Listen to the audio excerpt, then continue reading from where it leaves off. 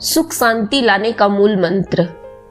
एक समय की बात है, एक बड़े से गांव के बाहर एक योगी अपनी कुटिया बनाकर रहा करते थे। वह योगी बहुत ही बड़ा ज्ञानी और बुद्धिमान था। हर रोज जब वो उस गांव में भिक्षा मांगने जाते तो अक्सर कोई न कोई उनसे अपनी समस्या का समाधान पूछता और वो ज्ञानी भी बहुत ही आसानी और बुद्धिमानी के साथ लोगों को उनकी समस्या का समाधान बता देते। ऐसे ही एक दिन वह भिक्षा मांगते हुए उस गांव के सबसे अमीर व्यक्ति के घर पहुंच गए। उस अमीर व्यक्ति के घर में एक बहुत बड़ी समस्या थी। वह समस्या यह थी कि अक्सर उसके घर में लोग आपस में झगड़ते रहते थे। घर में शांति और आपसी भाईचारा की कमी थी। इस बात को लेकर वह अमीर व्यक्ति बहुत ही परेशान रहा करते थे।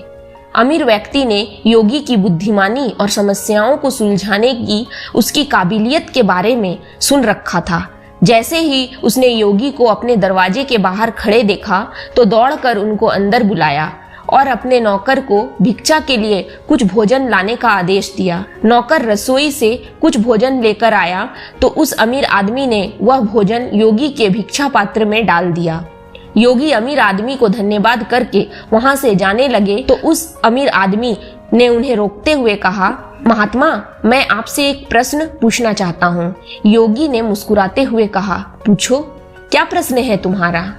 उस अमीर आदमी ने कहा, मैं जानना चाहता हूँ कि लोग आपस में झगड़ा क्यों करते हैं। यह सुनकर योगी थोड़ी देर तक मौन रहते हैं, फिर ऊंची आवाज में चिल्लाते हुए बोले, मैं यहाँ भिक्षा लेने आया था, तुम्हारे फालतू प्रश्नों का उत्तर देने नहीं। योगी के मुंह से ऐसी बातें सुनते ही उस अमीर आदमी के क्रोध का ठिकाना ना रहा। उसने खुद पर नियंत्रण खो दिया और योगी पर जोर जोर से चिल्लाकर उन्हें भला बुरा कहने लगा। उसने कहा कि कैसे स्वार्थी व्यक्ति हो तुम, मैंने तुम्हें खाने के लिए भोजन दिया और तुम मुझसे इस तरह की बातें कर रहे हो।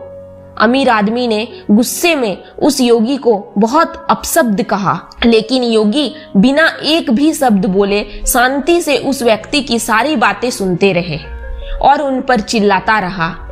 लेकिन थोड़ी देर बाद जब वह व्यक्ति शांत हुआ तो योगी ने मुस्कुराते हुए कहा, मेरे दोस्त, जैसे ही मैंने तुम्हारे साथ बुरा बर्ताव किया तुम्हें क्रोध आ गया और तुमने क्रोध में मुझ पर चिल्लाना शुरू कर दिया।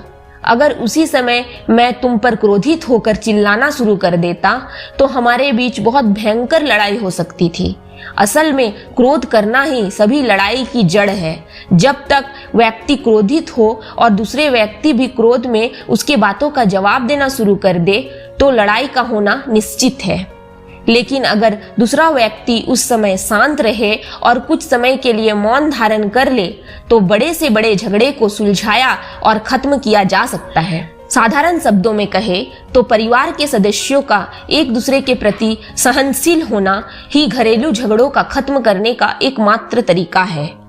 तो दोस्तों, इस कहानी की सीख है कि चाहे घर हो, दोस्तों के साथ काम करने की जगह, हमें खुद को स्थिर और शांत रखना चाहिए। और अगर कोई हम पर गुस्सा भी होता है तो जहां तक संभव हो सके हमें शांति से ही उत्तर देना चाहिए, क्योंकि जैसे ही हम अपने शांति खोते हैं और सामने वाले पर क्रोधित होते हैं तो छोटी सी छोटी बात भी बड़ी बन सकती है और हमारा बहुत नुकसान हो जाता है।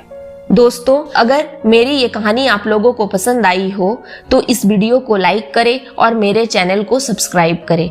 धन्यवाद।